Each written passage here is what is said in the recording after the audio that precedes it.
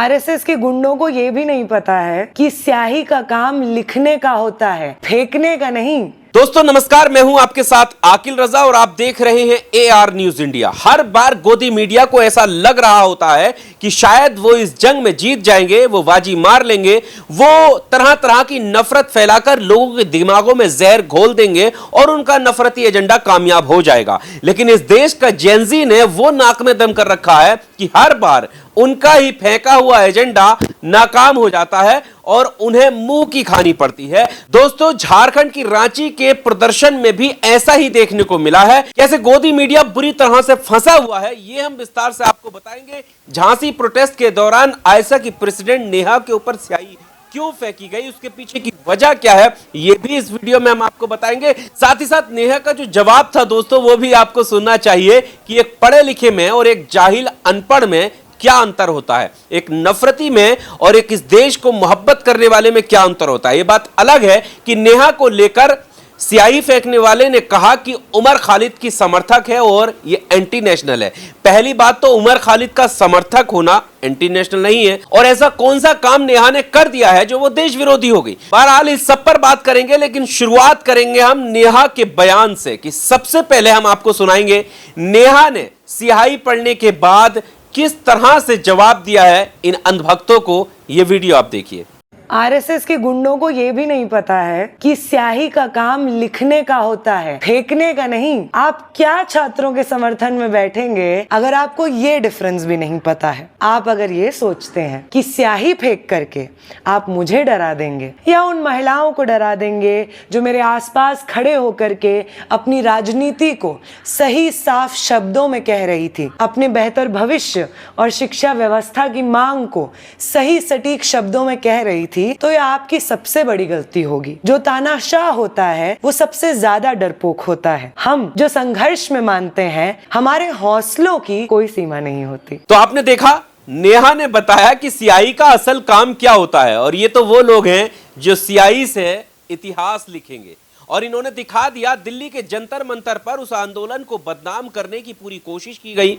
गोदी मीडिया ने पूरा वक्त लगा दिया और उसके बावजूद भी इन छात्रों को कोई बदनाम नहीं कर पाया, और जो मांगे थी वो सरकार को माननी पड़ी।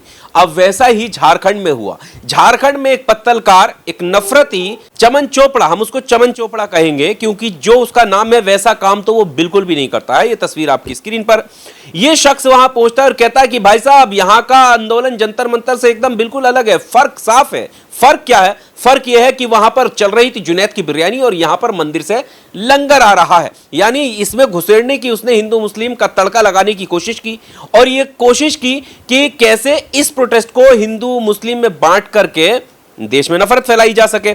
लेकिन वहां पर भी क्या हुआ, जुनैद वहां पहुंच गए और जिसको वो मंदिर से लाया हुआ प्रसाद बता रहा था, रिसर्च के बाद लोगों ने सामने लाकर तस्वीरें रख दी। और वो तस्वीरें क्या थी? वो तस्वीरें दोस्तों ये थी कि जो शख्स वहां पर वो बांट रहा था वो बीजेपी का कार्यकर्ता है और आरएसएस से जुड़ा हुआ व्यक्ति है। और यही बात नेहा बोरा कह रही हैं कि आरएसएस और बीजेपी के गुंडे चाहे जितनी ताकत लगा ले, लेकिन ये मोहब्बत के आगे नफरत को फैला नहीं सकते, जीत नहीं सकते। ये कोशिश करते रहेंगे, करते दीजिए इनको। अब सवाल ये है कि जो व्यक्ति 10 कदम की दूरी पर जंतर मंतर पर नहीं पहुंच गया, वो इतने किलोमीटर दूर चलकर नफरत फैलाने पहुंचा था और उसका एजेंडा धाराशाही हो गया एक झटके में। अगले ही दिन जुनैद वहां पहुंच जाते हैं, जुनैद उन लोगों से भी मिलते हैं और जुनैद वहां पर अपना वही काम जो वो जंतर मंतर पर कर रहे थे, वही काम फिर से शुरू कर देते हैं। वहां पर खाना परोसते हैं। ये तस्वीरें आप देख सकते हैं जुनैद की, वहां पर मिलते हुए, वहां पर लोगों से, जो प्रोटेस्टर्स हैं उनसे मिले और उनकी वही मांग जो जंतर मंतर पर थी कि छात्रों की जो मांग है हम उनके साथ खड़े हैं।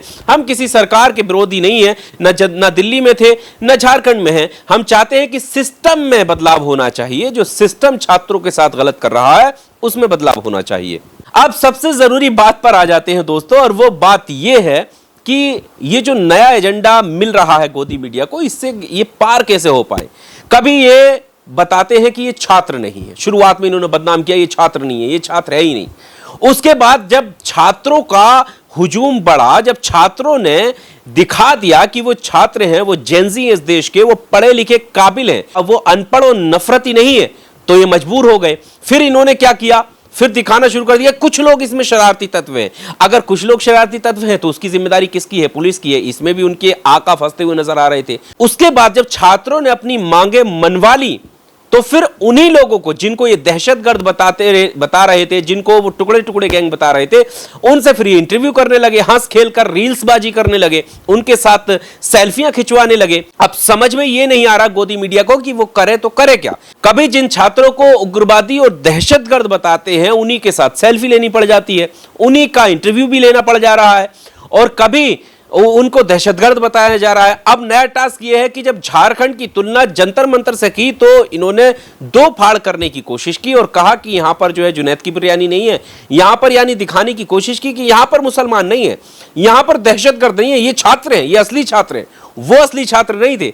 अब उसके बाद वहां वाले छात्र फिर से यहां आ गए, यानी दिल्ली जंतर मंतर पर जो छात्र थे वही छात्र झारखंड प्रोटेस्ट में भी हैं, रांची प्रोटेस्ट में हैं, वही छात्र जो है वो पैदल मार्च कर रहे हैं, वही छात्र कह रहे हैं कि भाई साहब हमारी जो मांगे हैं वो पूरी करिए सरकार से, हम किसी सरकार के खिलाफ है ही नहीं, हम तो सिस्टम के खिलाफ हैं। अब गोदी मीडिया फिर परेशान है कि यहां पर वो सोच रहे थे कि यहां पर सरकार बीजेपी की नहीं है तो इनको उकसाया जाए, इनको असली छात्र बताया जाए, इनको बताया जाए कि असली हितैषी देश के यही छात्र हैं। अब सवाल यह है कि इन दोनों छात्रों में अलग कैसे कर दें। जो जंतर मंतर पर थे वही झारखंड में, जो झारखंड में थे वही जंतर मंतर पर थे, सब छात्र एक हैं और छात्रों ने यह बात खुद कबूली है। ये वीडियो देखिए आप जंतर मंतर पे थे? हाँ सर, जंतर मंतर पर थे। एक सेकंड, एक बात और कहना, देखिए ये जंतर मंतर पे थे, यही स्टूडेंट जब जंतर मंतर पे था तो इसको आप आतंकवादी देख रहे थे। अब झारखंड में बैठा है तो छात्र है, ये आपके नैरेटिव में फंसने वाले छात्र नहीं है। सबसे बड़ी बात यह है दोस्तों कि इनको डर लगता है, इनको इस बात से डर लगता है कि कहीं इनके आकाओं का डर इन छात्रों के दिलों से निकल ना जाए। इनको डर लगता है कि इनके आकाओं से ये डर क्यों नहीं रहे छात्र, इनको डर लगता है कि हिंदू मुस्लिम की बात क्यों नहीं कर रहे। इनका जेनजी अलग ही दिशा में बढ़ रहा है और यहां पर जो असल जेनजी है जिसको ये देश विरोधी बताने का काम करते हैं वो इस देश का असली छात्र है। वो चाह रहा है कि सिस्टम उनके साथ धोखा कर रहा है। उसे पता है कि शिक्षा के नाम पर जो गड़बड़ियां हो रही हैं उसको दूर करने की जरूरत है। शिक्षा को ये सरकार सीरियस क्यों नहीं ले रही है? कैसे सरकारी स्कूल बंद हो जा रहे हैं, कैसे सरकारी स्कूलों में पहले मास्टर हटाए जाते हैं, फिर बच्चे कम हो जाते हैं, फिर कम बच्चों के नाम पर स्कूल बंद कर दिया जाता है और कह दिया जाता है कि ये दोनों स्कूलों को एक कर दिया गया है। यानी इस तरीके से करते करते तमाम सरकारी स्कूल बंद कर दिए गए हैं। सरकारी स्कूल बंद करने का सीधा मतलब है प्राइवेट जो स्कूल है उनको फायदा पहुंचाना, और अगर प्राइवेट स्कूलों को फायदा पहुंचाया जाएगा तो इस देश का गरीब इंसान, मजदूर इंसान, रेड़ी पटरी वाले इंसान का बच्चा कहां पढ़ेगा? यही तो सबसे बड़ा सवाल है। सबको शिक्षा, सबको काम।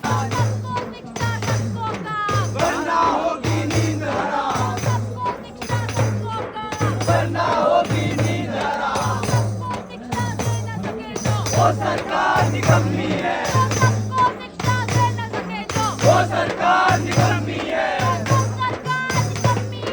वो सरकार बदलनी है। यही तो इनके नारे हैं इन जेनजी के। बहरहाल इस वीडियो में सिर्फ इतना ही।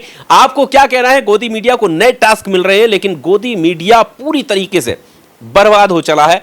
वो अपनी खोई हुई जमीन को वापस नहीं ला पाएगा क्योंकि छात्र, ये जेनजी जो है वो उनके ही मुंह में माइक डालकर उनसे सवाल कर रहे हैं और पूछ रहे हैं कि तुम हकीकत कब दिखाओगे। बहरहाल इस वीडियो में सिर्फ इतना ही। आपको क्या कहना है जरूर कमेंट बॉक्स में अपनी राय दीजिएगा। शुक्रिया।